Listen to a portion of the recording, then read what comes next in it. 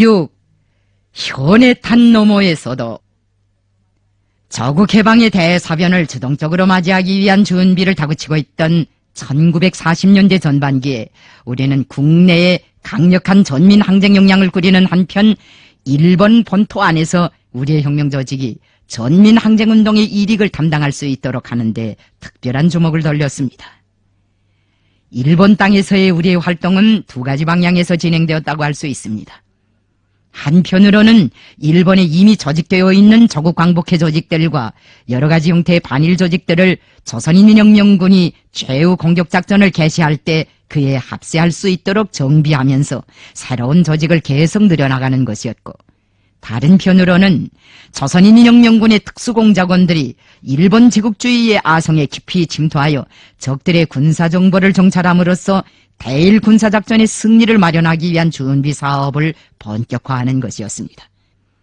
원래 우리가 일본 본토에 정치공작원들을 본격적으로 박아넣기 시작한 것은 1930년대 후반기 조선인민혁명군 주력부대가 백두산과 서간도 지구에 진출하여 저국 광복회 하부 조직들을 꾸리기 시작한 다음부터입니다. 적의 심장부에 혁명의 포대를 쌓자는 것은 조선 공산주의자들이 무장투쟁 초기부터 들고 나온 구호입니다. 정치공작원들이 일본으로 침투하자면 물론 죽음을 각오해야 했습니다. 잘 되면 감옥행이고 그렇지 않으면 교수대에 올라야 하였습니다. 게다가 일본해로의 출입구라는 것이 백길 하나뿐이었습니다. 그 백길에는 정사복 경관들과 형사들, 밀정들이 어느 때나 쫙 깔려 있었습니다. 이런 위험천만한 통로를 거쳐 공작원들이 일본으로 침투한다는 게 용이한 일이 아니었습니다. 그래도 우리는 일본을 단념할 수 없었습니다. 일본 내무성 경보국이 작성한 다음의 사료는 조선인민혁명군의 일본 본토에 대한 군사정찰 활동이 얼마나 활발하였는가를 잘 보여주고 있다. 김일성의 선내, 조선과 일본, 선내 양지해의 특수밀정 파견에 관한 건, 제만불령선인 김일성 일파의 책동은 의연 극히 치열한 모양인 바 최근 본성 조선특파원으로부터 아래와 같은 정보가 있어 정세에 맞게 엄정 수배할 것이다. 특히 해항경비, 열차 이동경찰 실시 등 부현에 관한 크게 유의할 것이다. 1. 파견 목적. 소련으로부터 특별히 파견된 공비로 이루어진 특수밀정을 사용하여 조선 및 일본에서 첩보근무에 종사시키자는 데 있다. 2. 파견 지점. 도가선, 봉길선의 각 중요 군사지점, 조선 안의 주요 항, 청진, 라진, 부산, 목포, 원산, 군산, 신의주, 일본의 시모노세키 및 주루가. 3. 파견원의 연령, 복장, 휴대폰, 연령 20 내지 25살의 조선 만주계 남자, 복장, 국방색 제끼형 양복의 편상화, 휴대폰, 트렁크에 정치경제 문예 등 여러가지 잡지, 세면도구 등을 가지고 있다.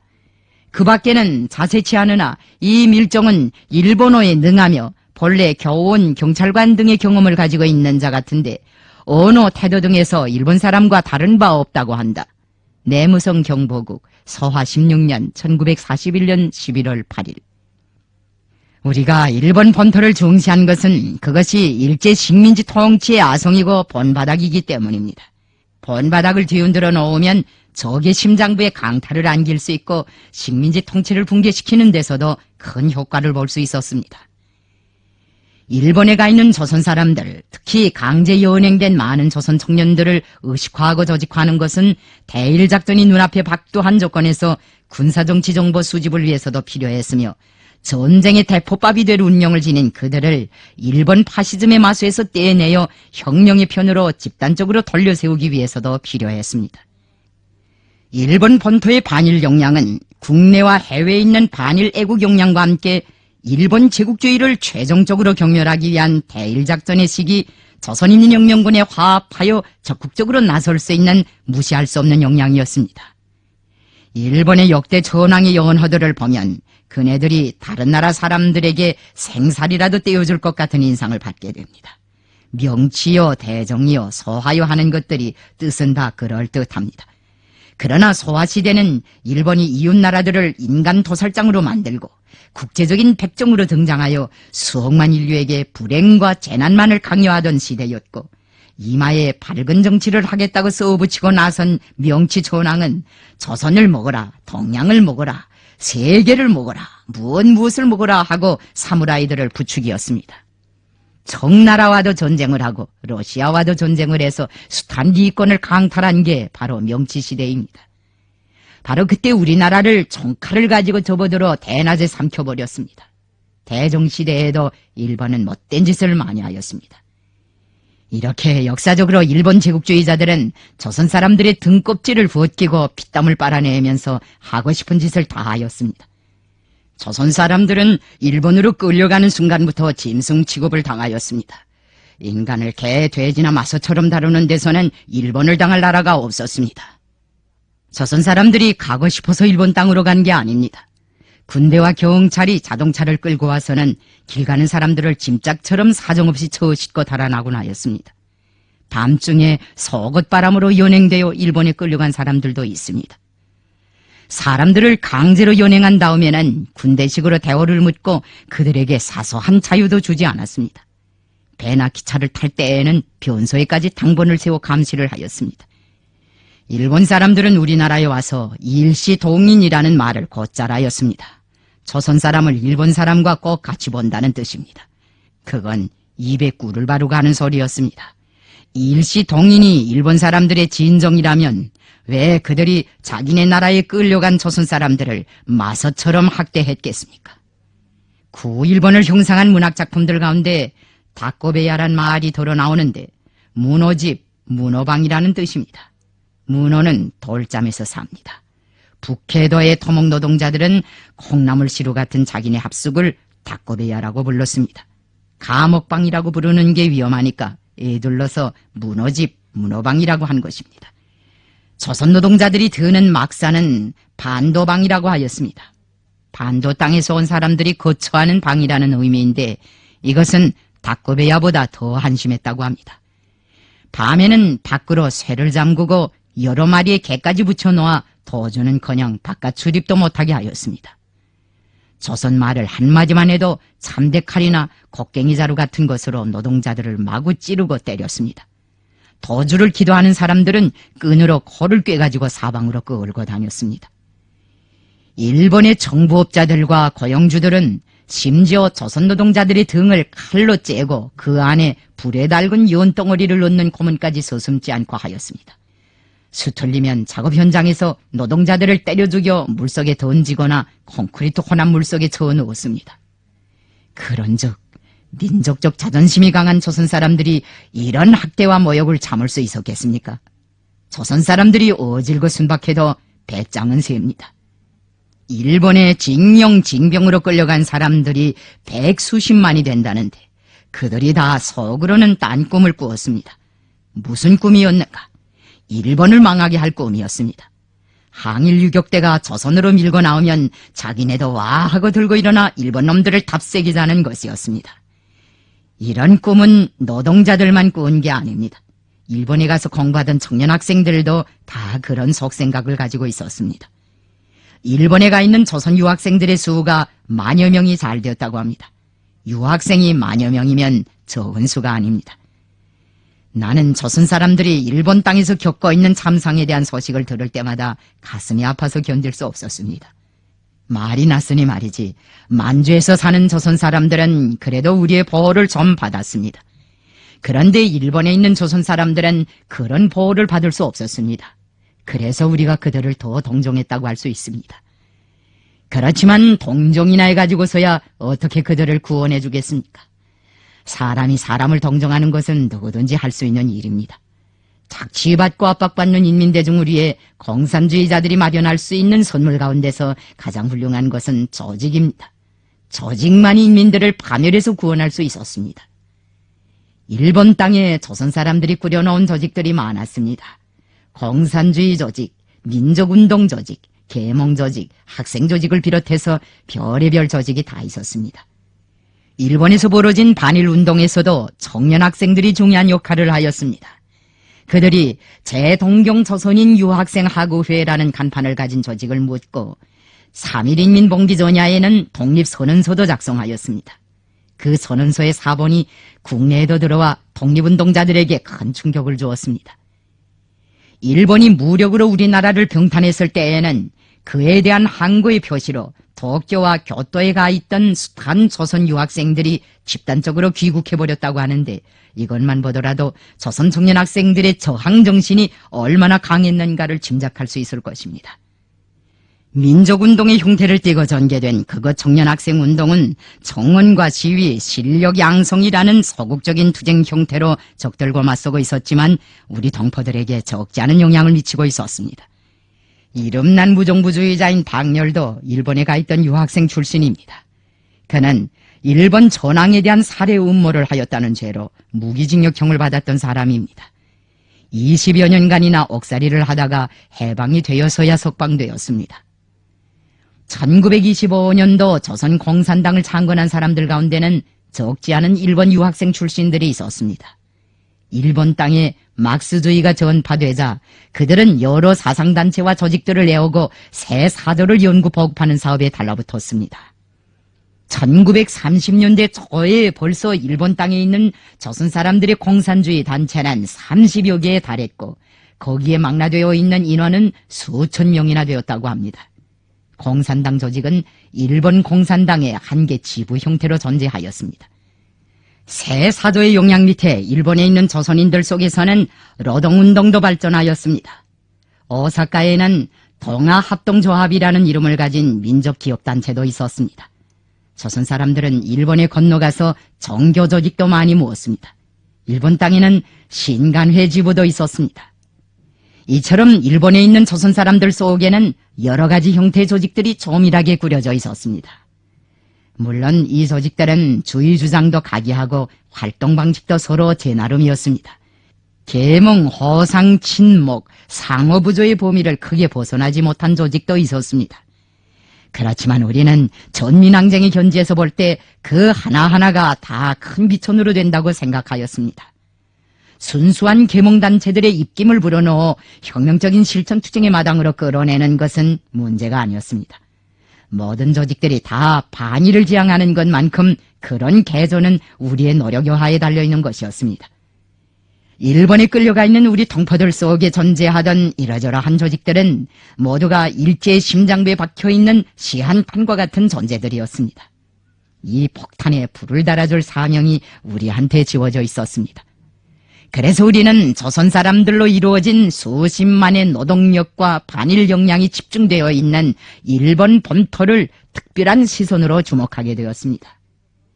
일본의 공작원들을 파견하는 것은 반일 조선인 운동과 항일 무장투쟁을 한 맥락에서 이어주고 일본 각지에서 자연 발생적으로 산만무질서하게 진행되는 조선 사람들의 대중운동에 대한 통일적 영도를 보장하는 동시에 이 운동을 새로운 정세 요구에 맞게 질적으로 발전시키기 위해서 시급히 해결하지 않으면 안 될 문제였습니다.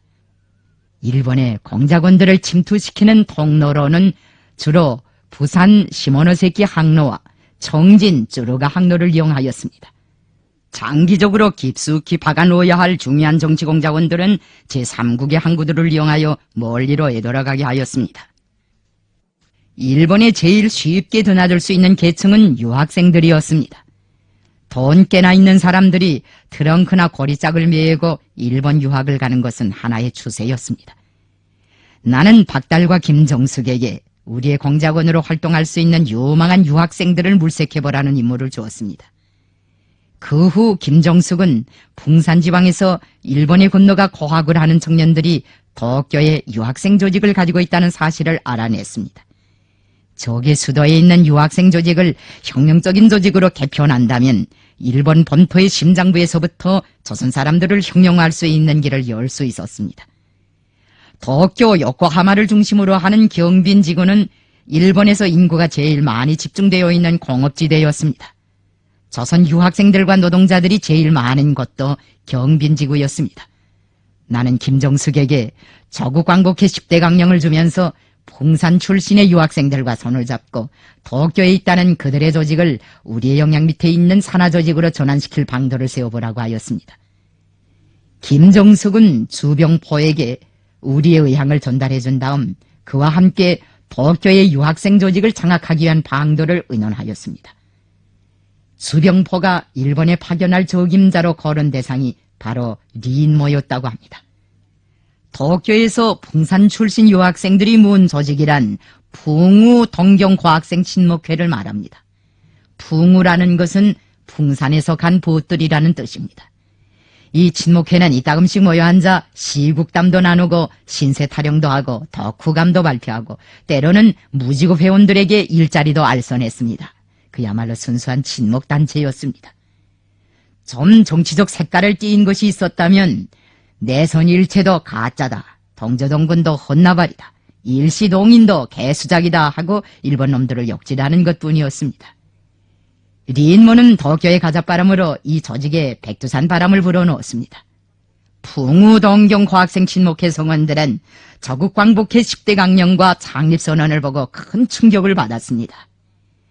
이렇게 아무런 목표도 방향각도 없이 울분 속에 모대기기만 하던 친목회는 반일 애국단체로 개편되었습니다. 그때 일본 대학들에 가서 공부하고 있던 조선 유학생들이 백두산에서 싸우는 우리를 지지하고 우리와 합세하기 위하여 여러모로 노력하였습니다.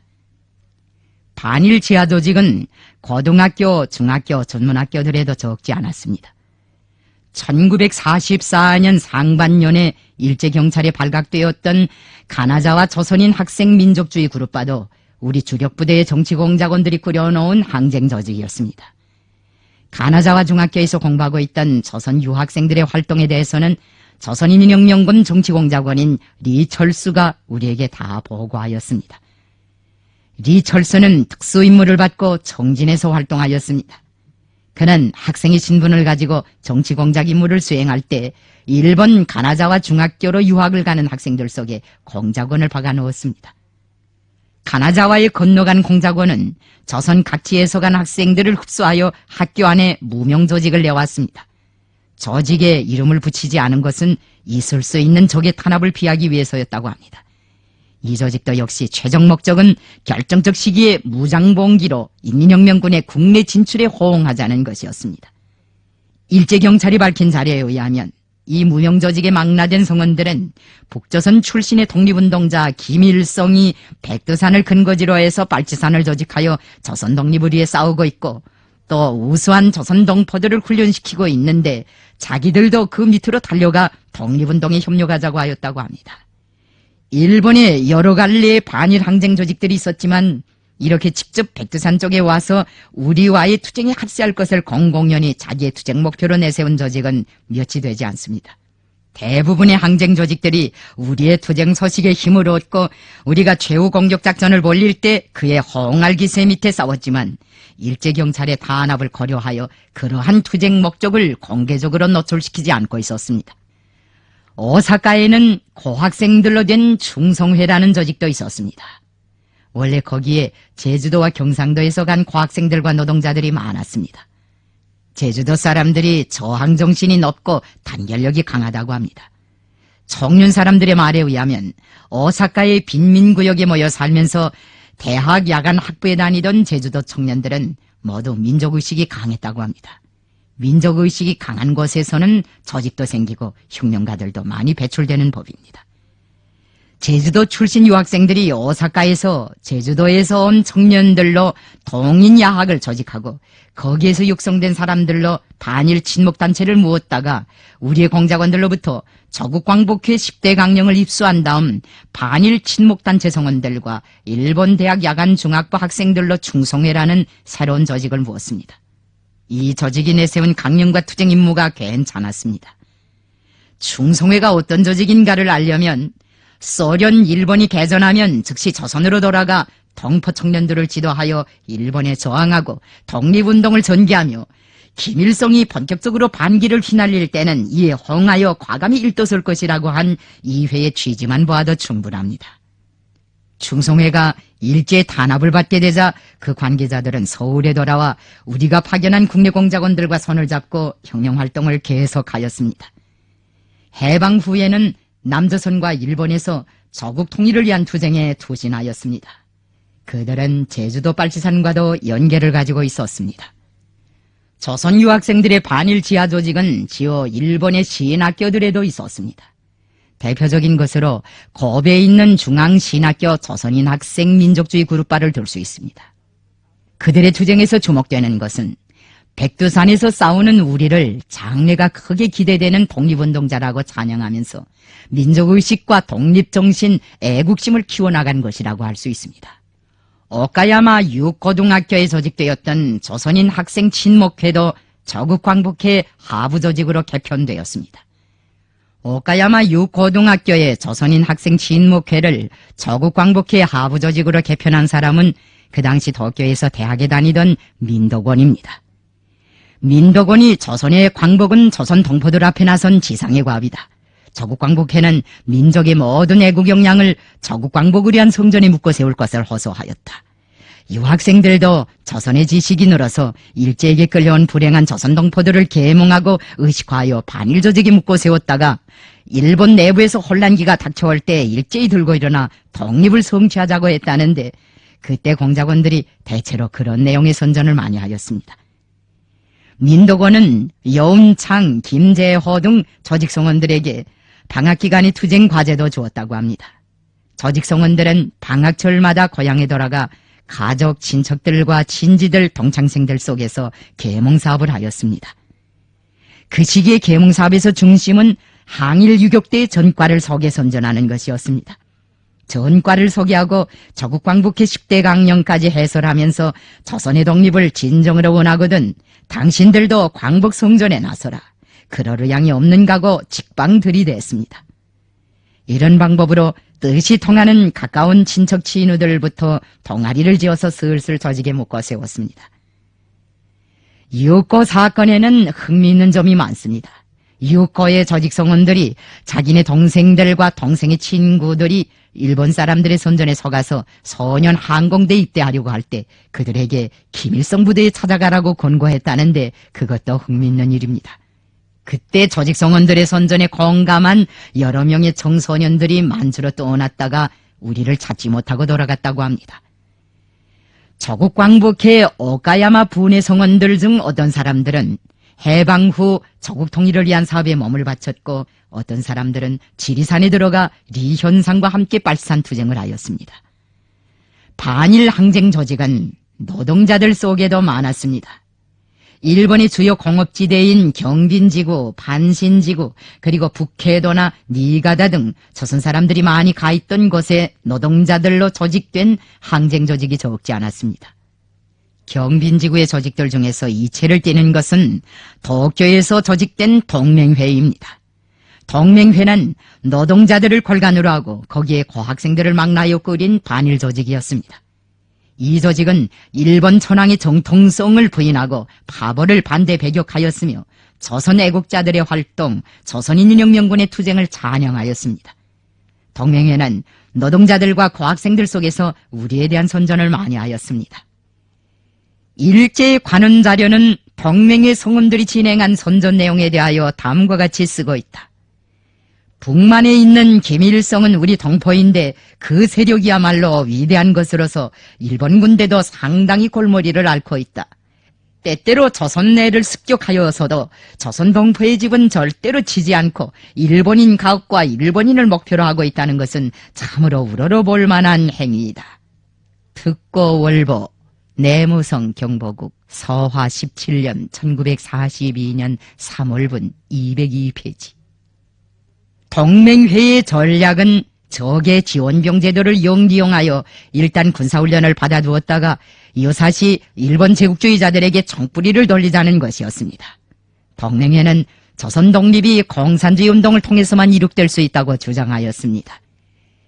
위대한 수령님에 대한 경빈지구 조선 노동자들의 흠모와 반일 기세가 얼마나 높았는가 하는 것은 도쿄의 한 노동자 조직 성원이 다진 다음과 같은 교리를 통해서도 잘 알 수 있다.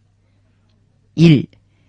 김일성은 만주국에서 조선 독립단을 조직하고 활동하고 있다. 장래 조선의 대통령은 김일성이다. 우리들은 그분의 뒤를 따를 것이다. 2. 징병에 합격하여 일본을 위해 전사하는 것은 개죽음이다. 김일성이 스라로 달려가 조선을 위하여 일할 것이다. 특거월보 내무성 경보국 서화 19년 1944년 3월분 75페이지. 원래 경빈지구는 1920년대에 제1번 조선노동총동맹이 발족하여 활동하던 것입니다. 이 로청은 오래전에 해산되었으나 그 그루터기를 타고 노동운동이 미미하게나마 이어졌는데 여기에 백두산 바람이 불어들자 기성조직들이 혁명조직으로 개편되고 없던 조직들이 새로 태어나는 회오리가 일어난 것입니다. 우리가 공작원을 많이 보낸 것은 북해도 지방이었습니다. 북해도에 침투한 우리 공작원들 중에 김태연이라는 가명을 가진 사람이 있었습니다. 북해도가 목적지였지만 그는 거기로 직행하지 않고 구릴열도에 있는 군용기지 건설장에 먼저 들어가 조국 광복회 10대 강령에 대한 선전을 하면서 살금살금 조직을 모았습니다. 그러다가 체포되어 형무소로 끌려가던 도중 벼락같이 탈출하여 지하로 들어갔습니다. 얼마 동안 정적을 감추고 있다가 북해도로 가서 일을 시작하였는데 여러 단광, 광산, 비행장, 수력발전소 건설장에 징용된 조선인 노동자들을 반일 조직에 묶어 세웠습니다. 그가 정치공작을 잘했다고 합니다. 그는 노동자들에게 조국이 무엇인지 아는가? 당신들은 조국을 잃었기 때문에 바다 건너 이 북해도 땅에 끌려와 고생이란 고생을 다한다. 조국에서는 우리 민족이 나라를 찾기 위하여 피투성이 싸움을 하고 있다. 저 백두산 밀림 속에는 손에 총을 잡고 목숨을 걸고 일본 군대와 싸우고 있는 사람들이 있다.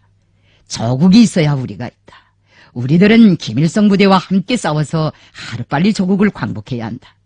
조국을 광복하기 위해서는 반드시 조직을 꾸리고 사람들을 우리의 주위에 단결시켜야 한다고 선전하고 나서는 조국 광복회 10대 강령을 한 조항 한 조항 해설해 주었습니다.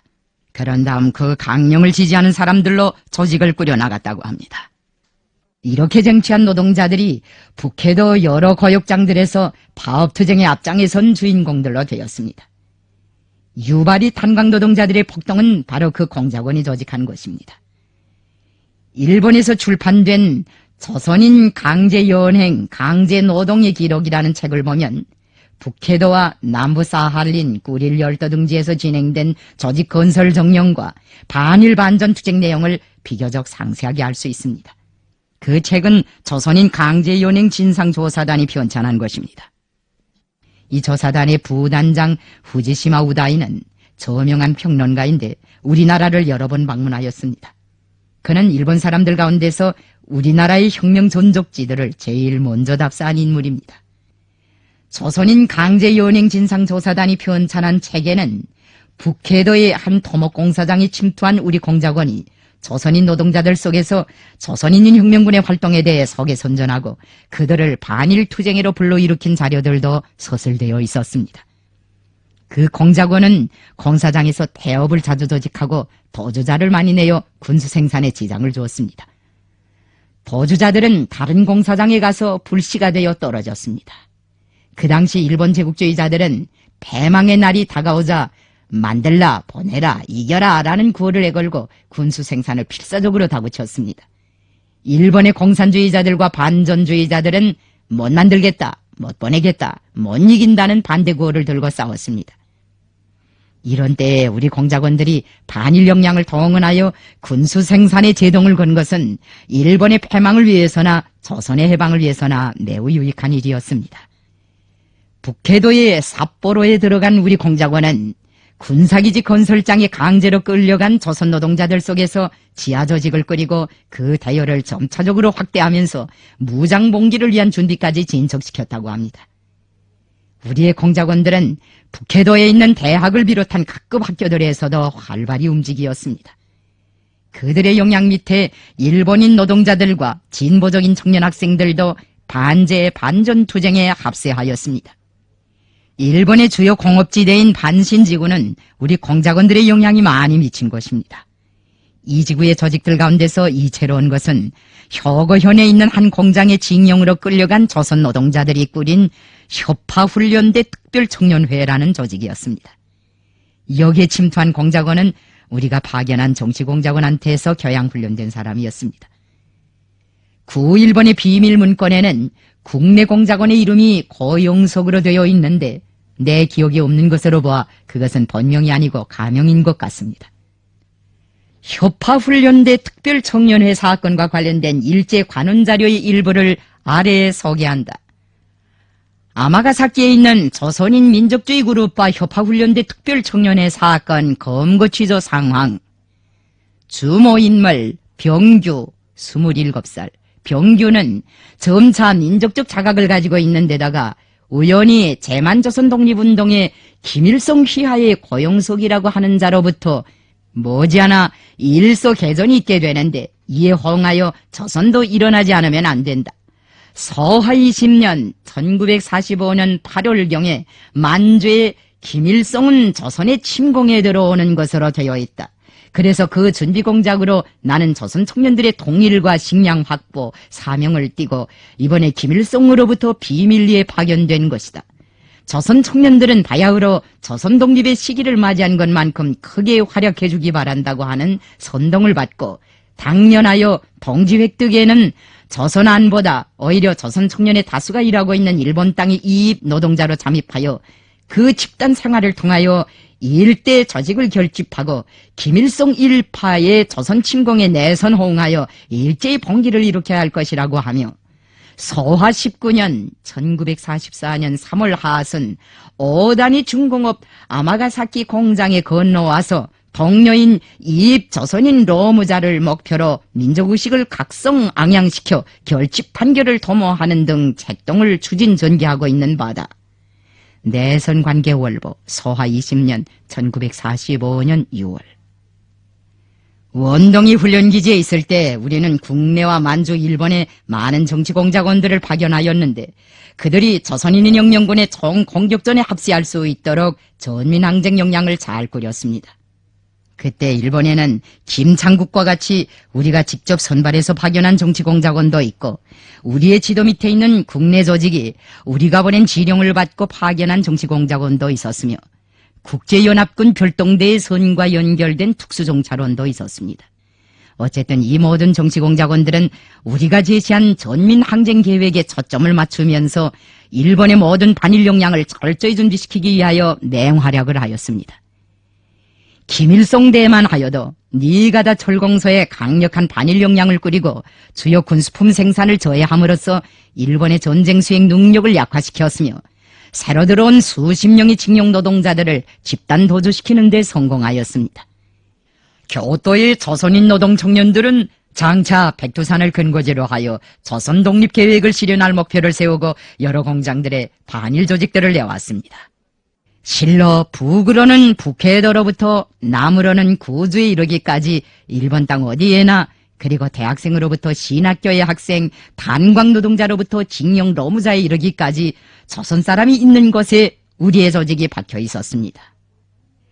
다음의 자료는 일제경찰당국이 조선인 영령군 정치공작원들과 특수정찰원들이 일본에 파견되는 것과 관련하여 얼마나 전전긍긍했는가를 잘 보여준다. 자료는 조선 북부의 항로에 취항 중인 선박이 보충선원을 모집하였는데 평소에는 응모자가 전혀 없는 형편이었으나 이번에는 상당히 교양이 있는 것 같고 일본어에 능통한 사람들이 매 항구마다 각각 47 내지 48명이 지망해온 사실을 놓고 그들의 속심을 알 수 없어 오히려 채용을 중지하였다고 쓰고 그理由를 이렇게 밝히고 있다. 정보에 의하면 그들은 모두 농후한 민족주의 사상을 가진 자들인 바 내지 도항이 쉽지 않다는 것을 알고 비교적 쉽게 내지에 도항할 수 있는 선원을 지망하여 내지 항만으로 기항하게 되는 때 배에서 빠져나와 도쿄, 오사카 그 밖의 대도시들에 잠입하며 그것 조선 사람들을 선동하여 그들의 민족의식을 높이고 내외에 호응하여 불온 행동으로 나가려고 하는 것 같으므로 만주 방면에서 도항하는 조선인과 영이 조선인 선원들의 동향에 대해서는 엄중히 경계할 필요가 있다.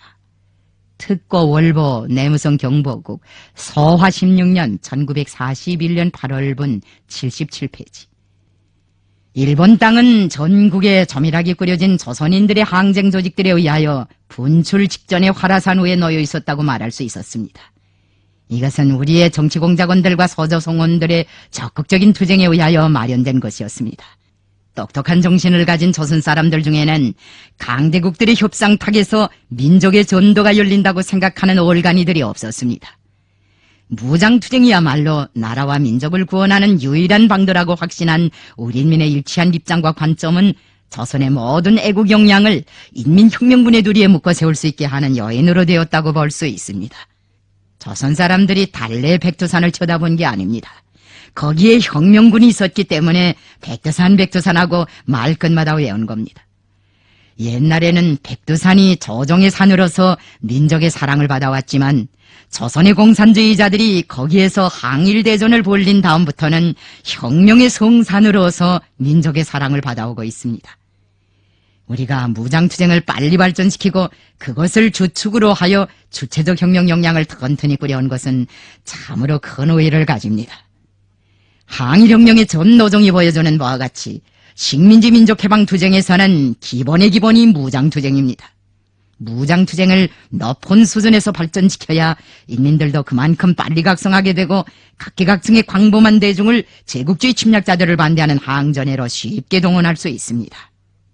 망국으로 하여 심하게 상처를 입었던 우리 인민의 민족적 자존심은 우리가 백두산에서 무장투쟁을 벌린 다음부터 100배, 1000배로 증대되었습니다. 그것은 지난날의 민족적 자존심과는 대비도 할 수 없는 높은 형태의 혁명적 자부심입니다. 그러고 보면 우리 인민의 참된 민족적 자부심과 조국에는 백두산에 그 지원을 두고 있다고 말할 수 있습니다. 항일무장투쟁의 영향 밑에 일본 땅에 꾸려진 전민항쟁 조직들은 여러 가지 형태의 실천투쟁을 통하여 민족 자주의식을 높이고 일제의 패망을 앞당기는 데 기여하였습니다. 이런 역사가 없었다면 청년운동이 지금처럼 발전하지 못합니다. 청년이 흥하는 것은 그 터가 든든하기 때문입니다.